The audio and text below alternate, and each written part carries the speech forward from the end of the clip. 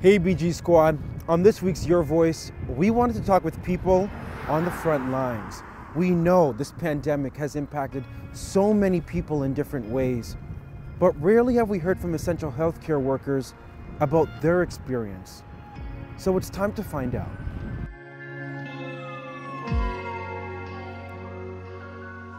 So Andrew, you've been working during this pandemic since the beginning till now. Yes. What has it been like for you? It's stressful, very stressful to see residents suffering with the COVID itself and not being able to see their relatives. Stressful for us as nurses having to care for them. You're an infectious disease nurse. What has it been like working during this pandemic? I've been very fatigued during this time. It's just work. Even when you're at home, you still feel like you're working because I'm overseeing all the units in the hospital, ensuring that they're following appropriate infection control practices. The epicenter of this pandemic has been long-term care homes. Day in, day out, you have to enter the epicenter. Yes. Do you ever get nervous? Are you ever afraid? Not really nervous or afraid, but you're concerned, and you have to go in with the mindset that you're trying to keep yourself safe because you're going to go home to your family. So you're going to do what is necessary, because without us as frontline workers, where would these residents be? You know, for so many of us, we're watching this pandemic unfold on our TV screens or on our phones in terms of what's being put out on social media, what we're hearing from the news. But you're on the front line. What are you seeing? Seeing a lot. We've seen a lot of elderly people pass. We see a lot of staff fatigued, a lot of staff acquiring the illness. It's just a downward spiral. Does it ever become too much? Oh yeah.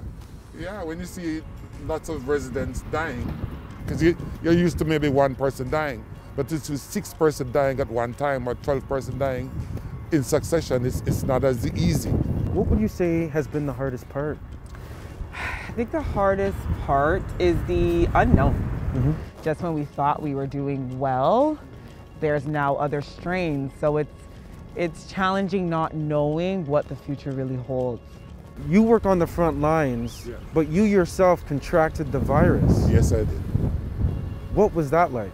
Well, it was scary because, I mean, this is a disease that you don't know much about. Public health don't know much about it. Doctors don't know much about it.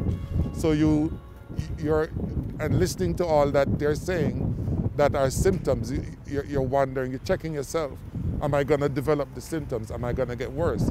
So there's a level of anxiety because you don't know what's next. And then you're concerned about your family who you're living with. How is it going to affect them? What if they should get sick?